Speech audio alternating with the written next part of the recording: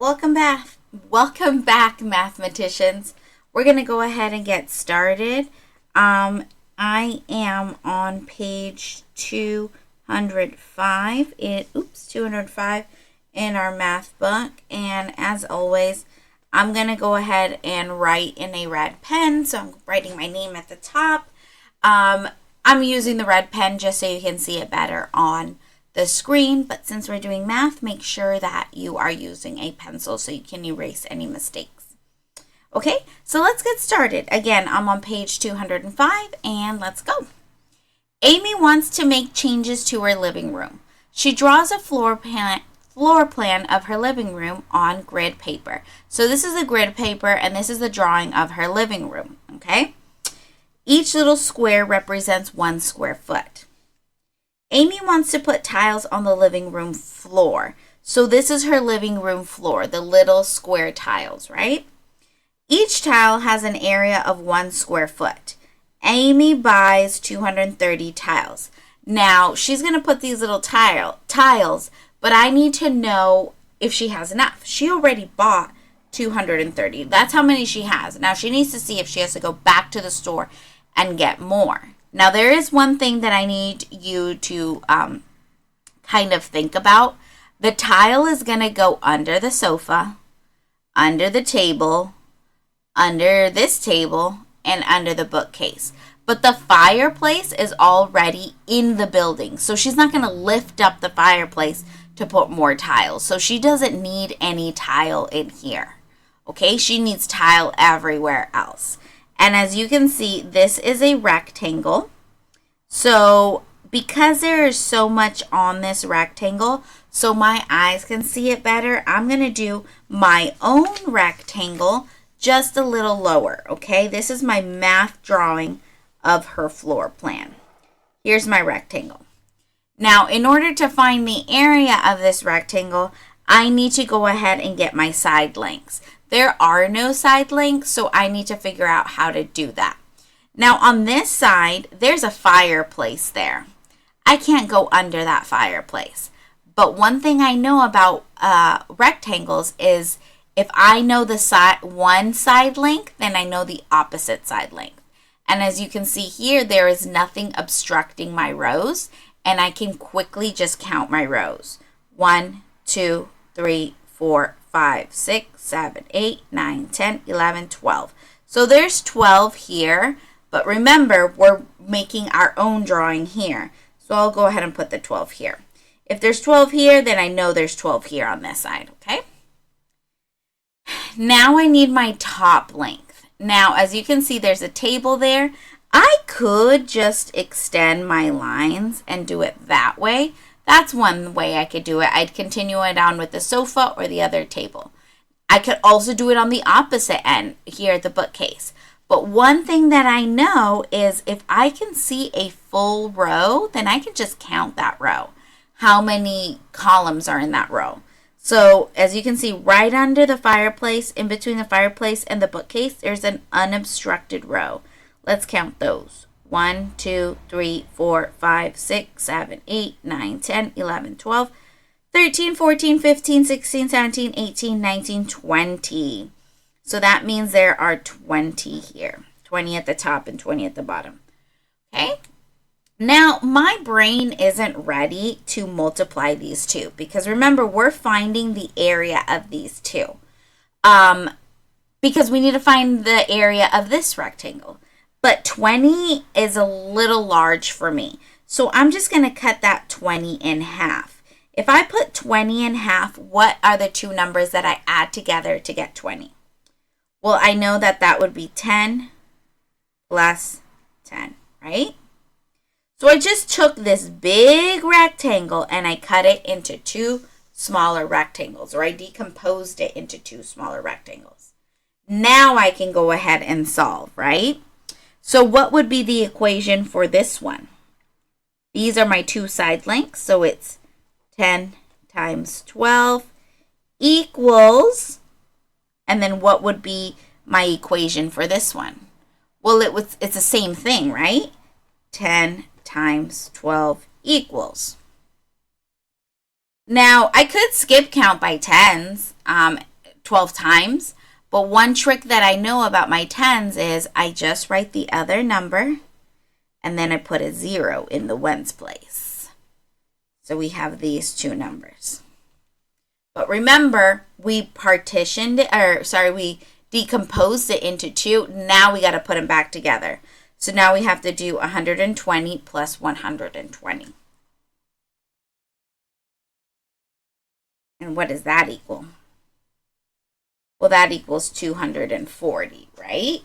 That's the area of the entire floor plan. So this whole thing has 240 little units, squares, or in this case, square feet. But that's not what the question was. The question was, does she have enough? She already bought 230, but remember how I said we're not going to count these. So we need to find how much to get rid of the fireplace. We don't need to cover the fireplace. So if I count here, I have 1, 2, 3, 4, 5, 6. So I have 6 times, and how many are at the top? 2. Well, you can't see that. 6 times 2, I know, is 12. So I need to take that from here. So now I have 240 minus 12 equals what? Well, that equals 228. Does she have enough? Ooh, she has barely enough. Yes, she has enough. Okay, so she doesn't need to go to the store and buy more. So she's all set there. Okay, let's move on. You're going to turn to page 206 now. Question 2 asks, Amy wants a rug that fits between the sofa and the bookcase. So if you're looking back at your floor plan, she wants to put a rug somewhere in here, okay? The rug should not go under any of the furniture or past the ends of the bookcase. Which rug should Amy buy? Why? Well, first, we need to figure out how much space she even has, right? So I'm going to, as far out here, I'm just going to make a rectangle of that space because this is really the only space. It says the ends of the bookcase. So the bookcase ends here. So we're going to make that and that and then this because we don't want it to go under the sofa, right? So really this is the biggest size of a rug that will fit. What are my side lengths? 1, 2, 3, 4, 5, 6, 7. So I don't forget, I'm just going to go ahead and draw a rectangle and put my 7 there. And my top is 1, 2, 3, 4, 5, 6, 7, 8, 9, 10, 11, 12. Then I have 12. So this is the biggest size of a rug that she could buy, right? She can't buy anything bigger than that. So let's see what the area of the biggest rug that she could have, okay? So what is 12 times 7? Remember, we have to multiply these two. So her rug cannot have an area bigger than 84. Now, that's really not the only thing we need to pay attention to because it can't be wider than 7 and it can't be longer than 12, okay? So let's just look here. The length, this one is the length and this is the width, okay? So I don't forget, I'm going to put an L. I'm going to put an L and a W, okay? Now, if I look at this, length, here's my length. Is there anything that's longer than the 12? No, so maybe these 3 will work, okay? But now let's look at my width here, okay? So my width, is there anything that's longer? Well, I can already see that this one's longer. 9 feet is longer, so this rug will not work.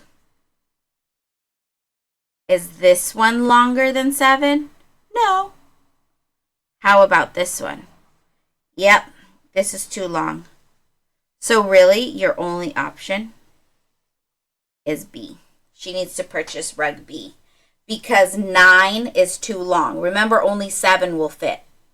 8 is too long. Only 7 will fit. So the only option she really has is rug B. Okay, now I'm on page 207.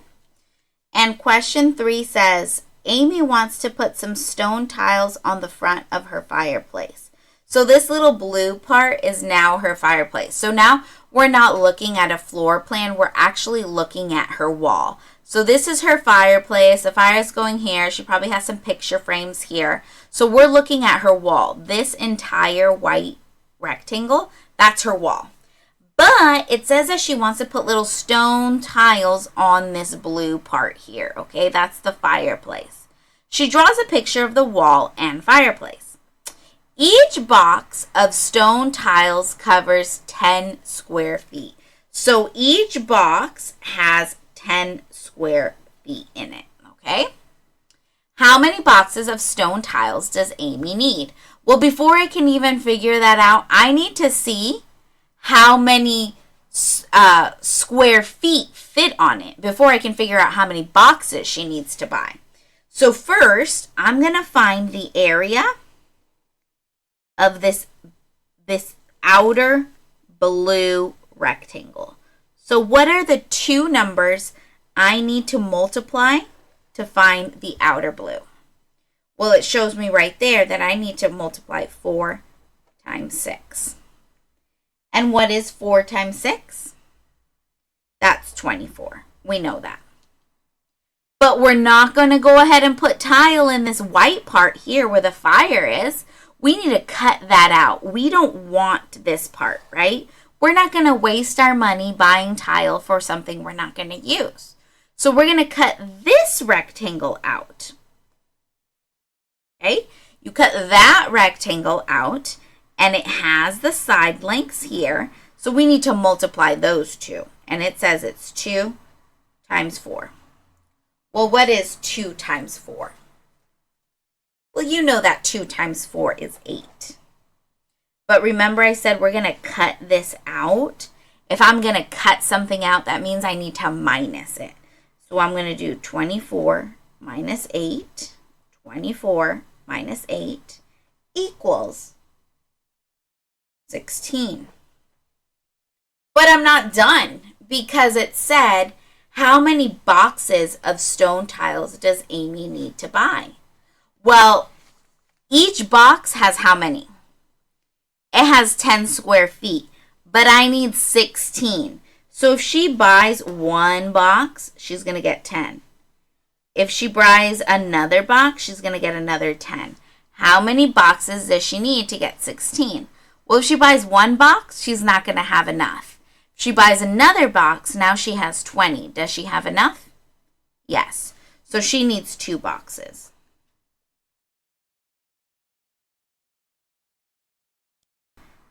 Okay, so now it's your practice turn.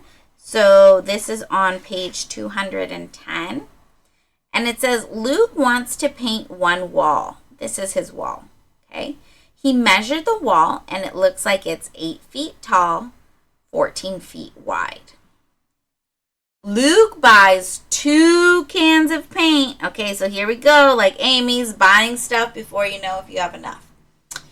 Each can of paint covers 100 square feet. Okay, 1 can is 100. But remember, Luke already bought 2.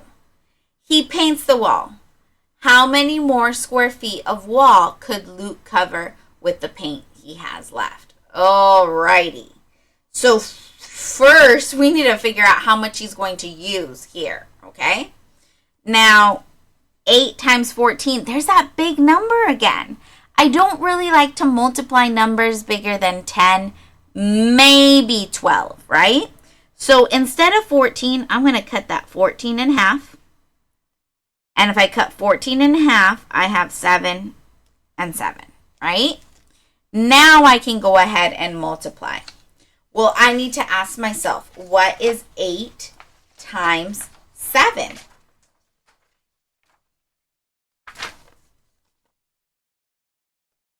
Well, I know, well, I know that 8 times 7 is 56. So if this 8 times 7 is 56, what is this 8 times 7? It's going to be the same thing, right? 56. And what do I do with those two numbers? I need to add them, right? I need to add the 56 plus 56 equals, if I add those together, that equals 112. But that's not the question it's asking. It says that he painted the wall. So he painted all of this, and this is how much he used, 112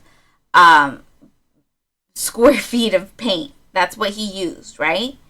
And each can, so let me draw my cans. He has 2 cans. All right, here's my 1 can. Here's my 1 can of paint. Here's my 2 cans of paint. He bought 2. Each can covers 100, 100. So both of these together would equal 200, right? But he already used this much. So how much does he have left? I need you to solve that. Okay? When you feel good about that, you can go ahead and start on your math check, okay? On your quick check, your exit ticket. All right. Thank you for learning with Mrs. Thomas.